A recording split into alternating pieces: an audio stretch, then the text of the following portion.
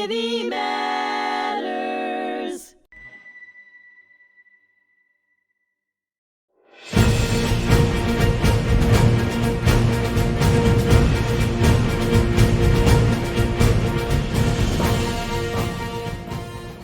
Hello, my name is Rich Acritelli. I'm back here on hmTv, The Fog of War and Humanity.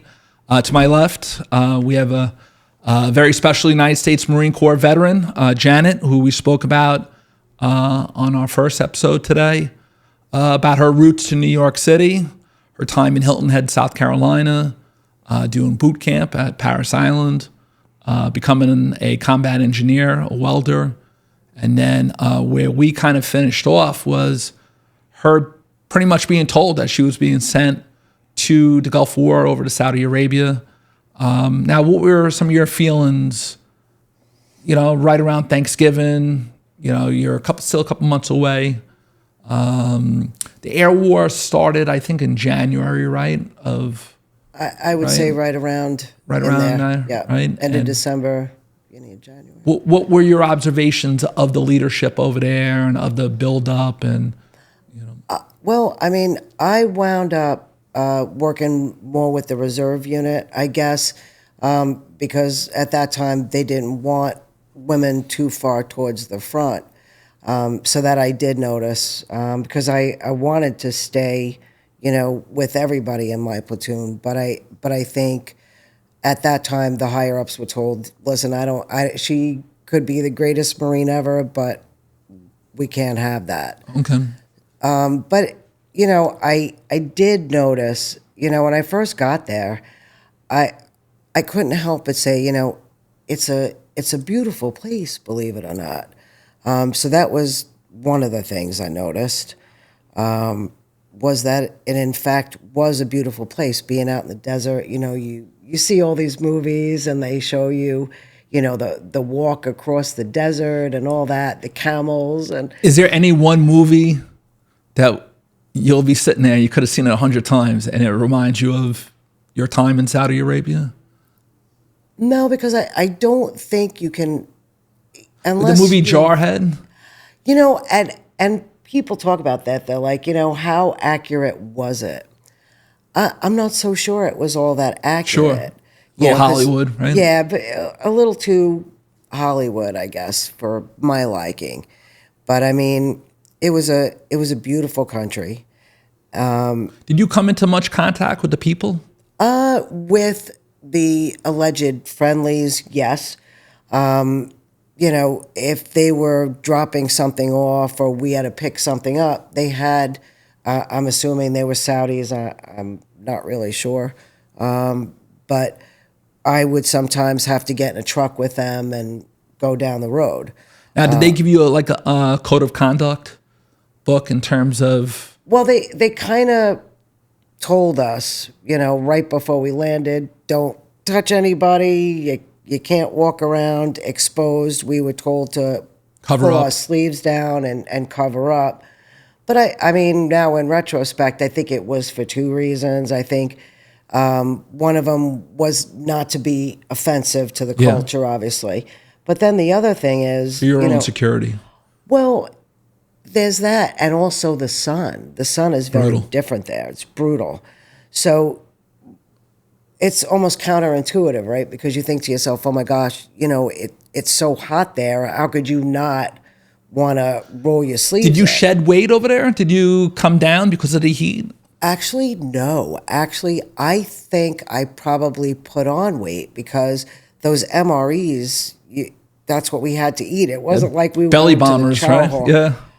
It was crazy. I probably put on weight there because each of those MREs are thousands of calories. Did you have to use the oven, or you just stuck the food on top of outside for a little bit?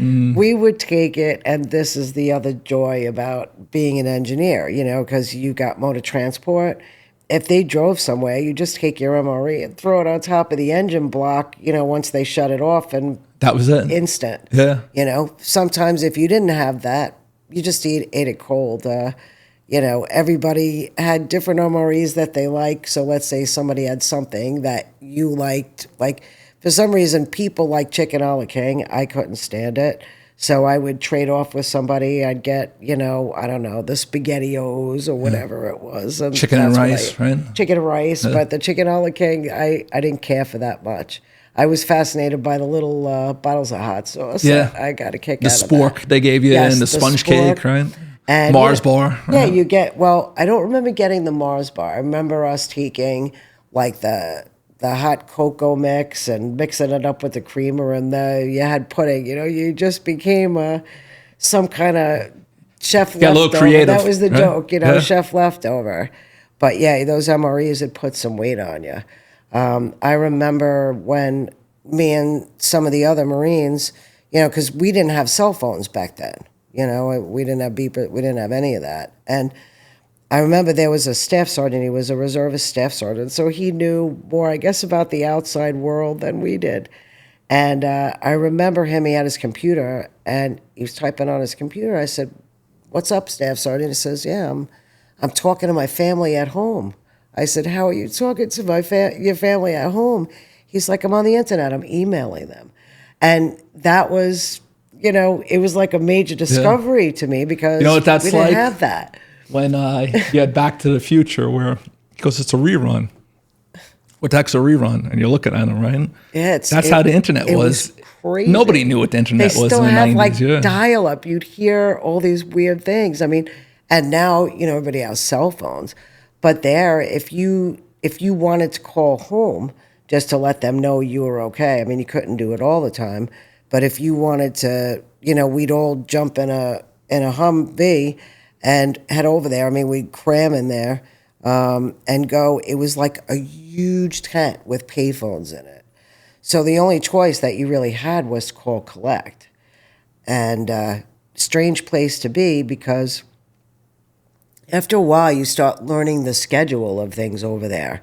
And you get used to it, like when something's going to happen before it does. So there were usually the folks over there would face Mecca 5 times a day and pray. And usually right after the prayer, within 3 minutes, you had incoming. That's just the way it worked. So you knew right after they were quiet, you needed to get in a foxhole, get in a bunker, or get out of there, because then the sirens would start. Where were you in the country itself? Were you in the middle of the country, or were you a little bit further towards the border? We were in Kabrit, Nashab, and Jabal. And occasionally you'd head towards, we used to say going towards downtown Baghdad. You'd go on these journeys to go pick things up. Or would you fly or would you drive? Oh no, we would drive in whatever vehicles we had. It would be a Humvee or a truck. Did the engineers build some roads getting closer to just make it easier for? My unit basically built the mine plows to basically clear things up. So my platoon was responsible for that. What were those? They were some of the blades on the tanks? Most of it was attached to heavy junk. So mostly my platoon, we dealt with heavy junk. Wow. So the Terex, which is now old and probably obsolete, the tire was probably bigger than I am. And we would weld the plate up to that and cut slits so the operator could see where they were going. But most of what we attached was to heavy junk. Okay. So that's how that Now, what were your thoughts when the air war started? Could you go from Desert Shield to Desert the Storm. buildup, right? Now you go to Desert Storm. Was that a big thing? Now you kind of started knowing that it's getting closer now, right? Well, it just weird things started happening, right? Because now wherever you go, you're locked and loaded wherever you're going. So whenever I got in a truck with anybody, always had one in the chamber, just had to flick it off safety. So at that point, now we're guarding the perimeter. Now we're doing, in my opinion, what we were trained to do. And being close to the water port, a lot of things were coming in from the water port. So, you change on and off with other Marines guarding the perimeter, but then we also had to guard the fuel lines. Was there any Iraqi assaults? I know during the air war, they took a lot of the Iraqi Air Force out of the war to the point where they were flying to Iran and even to the Sudan and trying to get rid of some of their planes. It was the most bizarre thing because most of what we got nailed with were usually like the frogs and things like that. And a lot of them, the frogs were like missing by, a matter of feet. So, you definitely knew something wasn't right anymore. I remember when they were starting to set the oil wells on fire, and the best way I could explain it was it could be the middle of the afternoon and it was pitch black out. You couldn't see a star. You could see nothing. And I remember being down in my hole, as I used to refer to it, and the sirens started going off. And when the sirens went off, you were supposed to get in a bunker, get up and move. So here I am, all my gear, full battle rattle, trying to run out of this hole.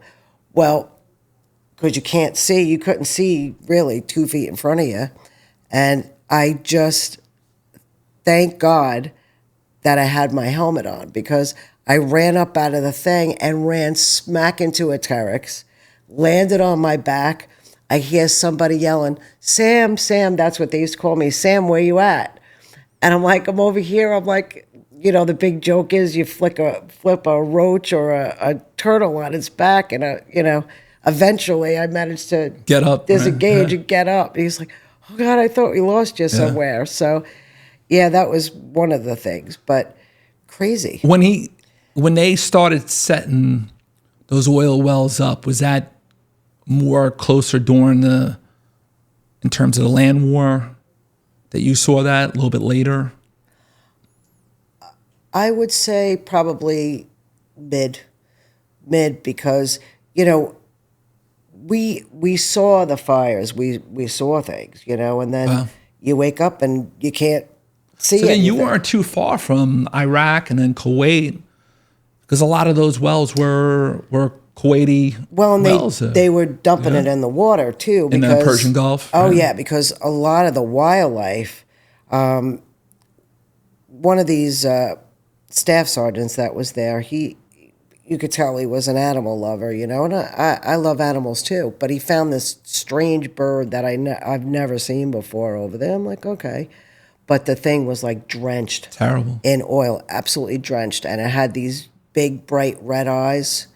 And we tried to clean it up. I don't remember if it ever survived, but yeah, a lot of the wildlife, just pollution in the air, water's polluted, and I know they were trying to contain it. When you came home, I know about the Gulf War syndrome, right? Did you have to go for testing in terms of with the amount of toxins that were in the air around you? At that time, it wasn't really a big discussion back then. You figure if you came back and, I mean. What about today? Do you get checked today at all, or do they? Well, they like to test you for different things. I mean, there are some things that, I've wound up with that I believe definitely came from there, without a doubt. So I think people should get checked for those things, because,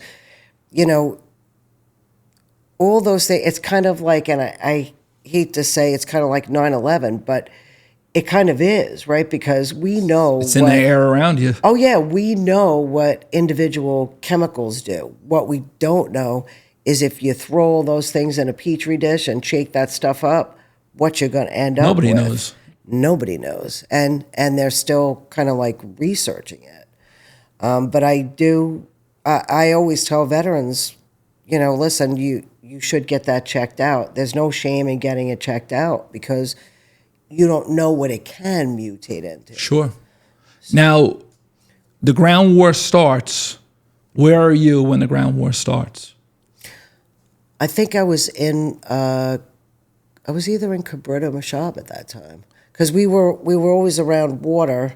at one time or another. We were always around water. Do you remember seeing a lot of equipment moving in that direction, heading towards Kuwait and southern Iraq? Do you remember yeah. things I just mean, were moving, right? Just things were just a lot of hustle and bustle, right? Yeah, things were moving. Connex boxes were being moved and sent different places. I mean, we had this staff sergeant. I think he was a Vietnam veteran, and it's funny, but it's not funny.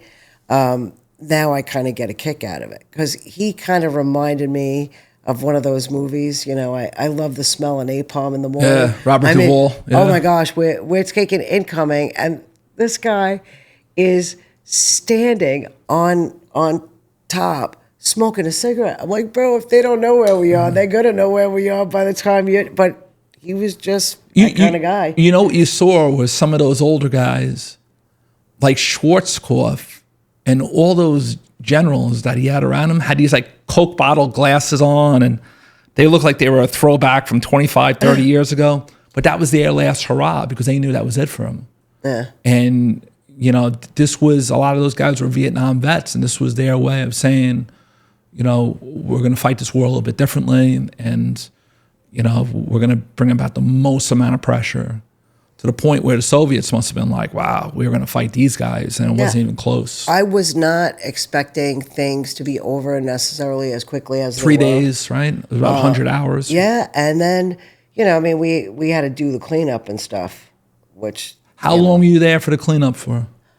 Well, I was there for 6 months and change. So what was the cleanup? Making sure that the equipment made its way home? You had to make sure that the equipment made its way home, but you were also washing all that equipment because whatever was in the sand and everywhere else over there. Especially when those bunkers got blown up with the missiles and everything. You did not want to bring that stuff back stateside. So you were kind of disassembling things, washing things, scrubbing things. If they had things you could pull out, you ripped it out and got it to the bare metal. So when you come home, you go back to Lejeune? Actually, I wound up after that. I was at Lejeune for a little while. And then my last year on full-blown active duty, I swung with the wing. I went to 1st Marine Air Wing over on Fatima. I was there for a while. Were you able to go to New York City for the big parade and everything with Schwarzkopf? And no, I wasn't. Because that was like, that ticker tape was like something out of World War II. It was just, you saw him as he was a big bear of a man and a big smile on his face. And my mom, once we got back from the Gulf, not everybody, a lot of people had family members that were there, on their return. My mother couldn't be there the same day. So I just kind of went back to the barracks and chilled out until she could get there. But not long after that, I would say I wound up 1st Marine Air Wing over in Okinawa, which is a kind of a pit stop. So then you come home first, or do you go to Okinawa after that? I went home, and then Okinawa was really my last duty station. So you had 2 duty stations on the opposite ends of Asia. That was quite a ways away from Ridgewood, Queens, right? And, right? People, and if you ask Marines about Oki, most of us have made a journey there and done at least a year there. There are some Marines that absolutely loved it there. I didn't hate it, but I felt like a year's more than enough. That was enough. Yeah. Oh, yeah. Because there's not a whole lot. There's not a whole lot to do there. You could go swimming, you could go snorkeling, you could go where the nationals are, but the island itself is not that big. Not large, right? No. Now you're there for a year, then you come home. You got to be close to being done with your enlistment. Yeah, pretty much right after Okinawa, I was pretty much done. I was going to re-enlist, but they said, well, if you want to give another year, you got to stay here on the rock another year. That's what we call it. I'm not doing enough's that. Enough. Enough's You'd think enough. they'd work with you a little bit more. There's 1,000 other bases they could send you. You would right? think so. But that's just the military. That's right? just how they wanted to do. So I was like, okay, so you don't want to give me what I want. I'm not giving you what you want. So now you you leave, you come home. Now you're a lawyer, but your education's got to start somewhere, right? Where do you start with your education? Once I got back, I started working with the reserve unit in Garden City. And then at that time, my last duty station in Okinawa, I met my soon-to-be ex-husband. I mean, Okay. we're exes now. He's also a Marine. And anyway, I was out of service for probably about 2 years before we actually decided to get married. And he was a recruiter, so he was upstate, and I started going to school there. I said, you know what, I don't know anything about my benefits, but I do know that I have the GI Bill, so I want to start I'm entitled using it. to. Exactly. That's all I knew. So now, what school do you end up upstate? I started off in Broome Community College because I figured community college cheaper. Where is that? Where's that near? Binghamton. Near Binghamton. It's in Binghamton. So yeah, so kind of out west, New York State, right? Yep. So I started off at Broome Community College, and then by that time, once I completed my community college degree, my 2-year degree, at that time I was pregnant with my daughter. So I had her. Actually, I wasn't able to walk across the platform for graduation because I was in the hospital having my daughter, believe it or not. So my husband at the time, he wound up getting off of recruiting duty. That's not an easy duty to have. There's a lot of pressure. It's really not an easy duty to have. I wouldn't recommend it, but he did it because at that time, certain MOSs, the cutting score was too high, or you just couldn't. Certain MOSs did not promote. And he was motor transportation, so no matter what he did, they were not going to promote him. There was nowhere to move him. Sure. So we wound up coming back to Long Island, and once we came back to Long Island, I worked as a waitress for a while. I did a couple of things, but really no direction. Well, you have your two-year degree behind you, right? I got my 2-year degree behind me. I'm waitressing. I'm like, you know what? I should keep going. So I wound up at St. Joseph's. Very good school. Yep. More so, I think they're known for teaching. And initially, at that time, I thought I wanted to be a forensic psychologist. So I went to school. At that time, my daughter was little. You know, she was still little. So that kind of made it hard. But after St. Joe's, I took a little bit of a break because I didn't want to go to be a forensic psychologist. At that time, there were only certain schools that offered forensic psychology, which I still think is very interesting. So I had to make a choice, what's going to get me on the right track quicker. So I wound up choosing law, which still wasn't easy. It took less time. So you go to St. Joe's. What's the degree that you get at St. Joe's then? I majored in psychology, and I minored in philosophy, which I didn't think I would like, but fortunate for me, I had a great professor, and I was like, this is great. Yeah, it's like the service. You're dealing with good people. It makes things a lot easier and enjoyable, and opens things up too. And philosophy makes you kind of take inventory of why you feel the way you feel about certain things. Why you think the way you do. And the world around you. Yes, the world around me. Why do I think this way about that? Or why would this person feel this way about that? All right, so now you graduate from St. Joe's. Mm-hmm. When does law school come about? Probably about a year or two after that. Wow, so your study skills are very strong.